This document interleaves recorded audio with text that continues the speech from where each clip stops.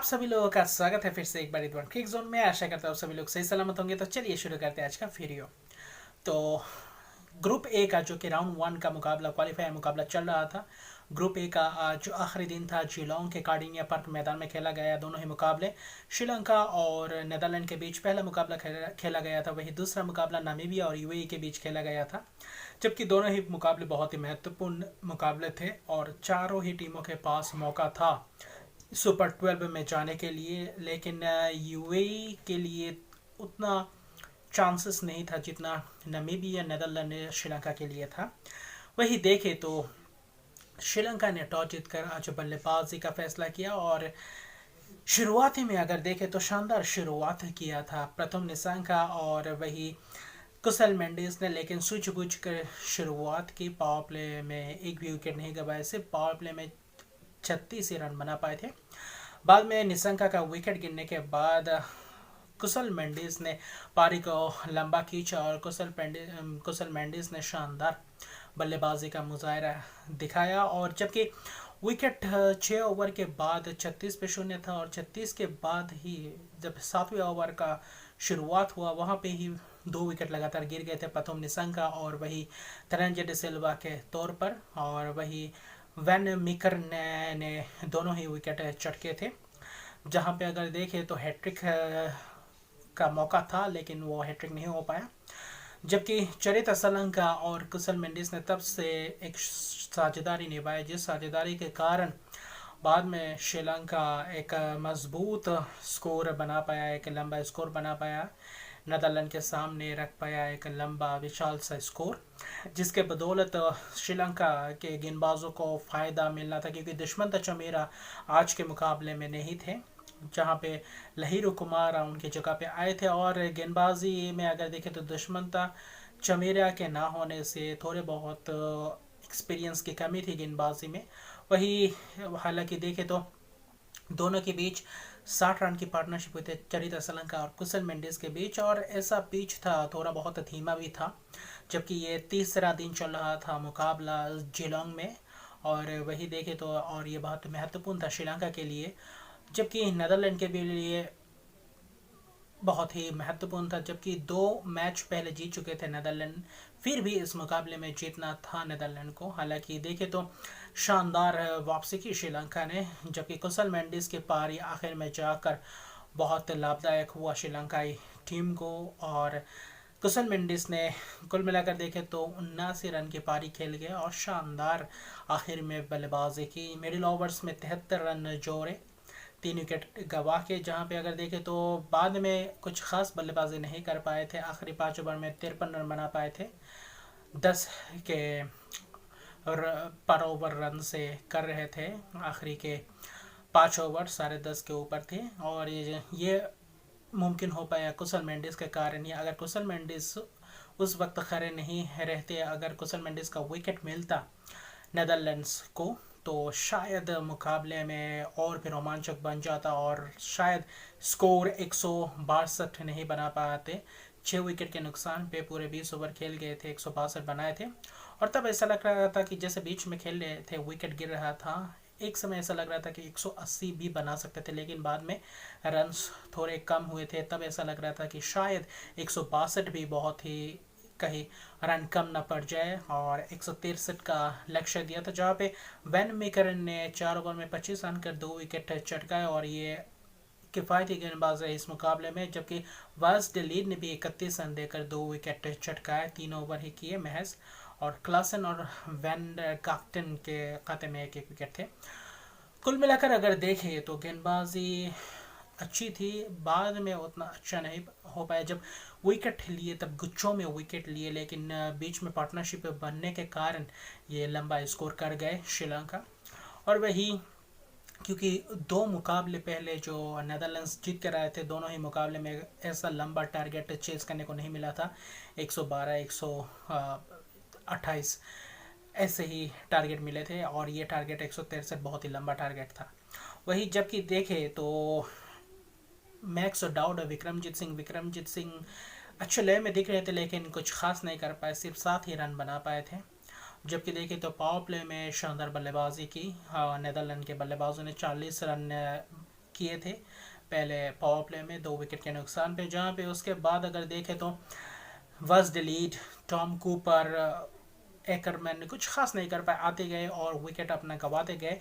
थोड़ा बहुत स्टार्ट मिला था लेकिन उस स्टार्ट को ज़्यादा लंबा इनिंग्स नहीं खेल पाए। लेकिन मैक्स और डाउट एक तरफ से, क्रिस के एक तरफ से ऐसा लग रहा था मैक्स और डाउट वर्सेस श्रीलंका का मुकाबला हो रहा था। मैक्स और डाउट ने शानदार बल्लेबाजी का मुजाहरा किया, और जैसे कि वो माने जाते हैं मैक्स और डाउट ऐसे बल्लेबाजी के लिए, और आखिरी तक खड़े रहे नेदरलैंड के लिए, जहाँ पे ज़रूरत थी मैक्स और डाउट की ऐसी पारी की। लेकिन उनके अलावा ऐसा कोई लंबा पारी नहीं खेल पाए। बीच में कप्तान स्कॉट एडवर्ड्स और मैक्स और डाउड ने थोड़ा बहुत पारी को आगे बढ़ाया था, और ऐसा लग रहा था कि शायद चेस कर सकते थे। थोड़ा बहुत स्वीप्स अच्छी तरीके से शॉट मारे, स्वीप शॉट मारे कप्तान स्कॉट एडवर्ड्स द्वारा, और एडवर्ड्स ने 21 रन की पारी खेल गए। मैक्स और डाउट के साथ करीब 30-35 रन की पार्टनरशिप लगा था, लेकिन उस पार्टनरशिप को अगर आखिर तक थोड़ा बहुत 50-55 तक ले जाते तो शायद ये मुकाबला कुछ अलग ही रुख अपनाता। लेकिन हालांकि विकेट गिरते गए। वानिंदु हसारंगा ने 4 ओवर में 28 रन देकर 3 विकेट चढ़ गए। वानिंदु हसारंगा क्या गेंदबाज है, और क्या शानदार गेंदबाजी की वानिंदु हसारंगा के द्वारा। और ऐसा आज चाहिए था श्रीलंका को, ऐसे परफॉर्मेंस वानिंदु हसारंगा, महेश टिक्साना से बल्लेबाजी में कुशल मेंडिस ने करके दिखाया, और जो आज ज़रूरत था वही काम करके दिखाया श्रीलंकाई टीम के खिलाड़ियों ने। और कुल मिलाकर देखें तो बाद में विकेट गिरते जा रहे थे, और मैक्स और डाउड ने आखिरी वक्त में जब करीब आप देखें तो आखिरी बीच के ओवर्स में 62 ही रन बना पाए थे 3 विकेट गंवा के, और 5 विकेट 15 ओवर के अंदर गंवा गए थे। आखिर में आखिरी विकेट बचा था जब मैक्स और डाउड स्ट्राइक पे थे 3 ओवर में, शायद ऐसे कोई 40-42 रन चाहिए था। और क्या शानदार बल्लेबाजी की मैक्स और डाउड ने, और रॉयल वेंडा मिरवे के साथ आखिरी बल्लेबाज मिरवे थे, और उनके साथ साझेदारी किए थोड़े बहुत, लेकिन 146 रन तक ही आ पहुँचे, ज़्यादा नहीं कर पाए। आखिर में मैक्स और डाउड 71 रन की पारी खेल गए, नाबाद पारी, और क्या शानदार शतक जरा। और ये पारी याद रखेंगे मैक्स और डाउड, और दर्शक भी इस T20 वर्ल्ड कप में ऐसे चेस करते हुए एक खिलाड़ी वन मैन आर्मी जैसे खेल रहे थे मैक्स और डाउड। अगर उनके साथ 1-2 बल्लेबाज अगर खड़े रहते बीच में, थोड़ा बहुत 30-25 रन की पार्टनरशिप करते, तो शायद मैक्स और डाउड के लिए आसान होता आखिर में टारगेट को चेस करना। कुल मिलाकर देखें तो 20 ओवर में 146 रन बना पाए 9 विकेट के नुकसान पे, आखिरी विकेट बचा रहा, और इसी के साथ मैच जीत गए श्रीलंका 16 रन से। जहाँ पे अगर देखें तो श्रीलंका ने इस मैच को जीत कर, हालांकि नामीबिया से रन रेट कम था तब, लेकिन क्वालिफाई कर गए थे, थ्रू कर गए थे सुपर 12 के लिए। और जो देखे नेदरलैंड्स की टीम, हालांकि तब ऐसा लग नहीं रहा था कि नेदरलैंड की टीम क्वालिफाई भी करेंगे, क्योंकि माइनस रन रेट था -0.16, और नामीबिया का बहुत ही अच्छा रन रेट था +1 पॉइंट समथिंग था। और ऐसा लग रहा था कि यूएई तो शायद नामीबिया को हरा नहीं पाएगा, और शायद नामीबिया थ्रू कर जगह नेदरलैंड। इस मैच के हारने के बाद नेदरलैंड पूरे मुकाबले को देखा, जब नामीबिया और यूएई के बीच दूसरा मुकाबला चल रहा था, वहाँ पे भी दिलचस्प मुकाबला हुआ, जहाँ पे यूएई ने टॉस जीतकर पहले बल्लेबाजी का फैसला किया था। जबकि देखें तो यूएई के बल्लेबाज, सलामी बल्लेबाज आज वृत्तीय अरविंद और मोहम्मद वसीम बल्लेबाजी करने आए थे। मोहम्मद वसीम ने शानदार पारी आज खेली, जहाँ पे मोहम्मद वसीम ने आज 68 की पारी खेली। पहले विकेट गिरने के बाद जब पावर प्ले थोड़ा धीमा खेल रहे थे, 30 रन ही बना पाए थे पावर प्ले में, और ऐसा लग नहीं रहा था कि कुछ लंबा स्कोर कर पाएंगे। लेकिन बीच में जब कप्तान वन डाउन आए, तीसरे नंबर पर आए, सिफी रिजवान और मोहम्मद वसीम के बीच शानदार पार्टनरशिप हुई, करीब 58 रन का पार्टनरशिप हुआ, और इस पार्टनरशिप के बदौलत ही आखिर में जाकर थोड़ा बहुत स्कोर्स कर पाए, और बहुत ही धीमे खेल रहे थे। 15 ओवर में अगर देखें तो आप करीब 97 रन पे थे। यूएई की टीम सिर्फ 2 विकेट गंवाए थे, और बीच के मिडिल ओवर्स में 67 रन जोड़े थे। और सिफी रिजवान और मोहम्मद वसीम ने शानदार बल्लेबाजी का मुजाहरा दिखाया। सिफी रिजवान ने आखिर में देखे तो नाबाद है 43 रन बनाकर, जबकि रिजवान के साथ वैसिल हमीद ने शानदार पारी को संभाला। आखिरी ओवर में जाके अगर देखें तो शानदार बल्लेबाजी का मुजाहरा किया, आखिरी 2 ओवर में शानदार छक्के चौके लगाए और वहाँ सिफर रिजवान ने भी बहुत ही शानदार बल्लेबाजी दिखाई और यूएई का इंटेंट अच्छा लगा। लेकिन स्कोर तब भी ऐसा लग रहा था कि शायद 160-65 कर सकते थे, लेकिन बाद में जाकर 148 रन ही बना पाए थे। सिर्फ 3 विकेट ही गंवाए थे, 20 ओवर पूरे खेल गए, जहाँ पे बर्नार्ड स्कोल्स के खाते में 1 विकेट थे 22 रन देकर 4 ओवर में। और किफ़ायती गेंदबाज है रूबेन टेम्पलमैन भी शानदार गेंदबाजी की, हालांकि विकेट नहीं लिए लेकिन 4 ओवर में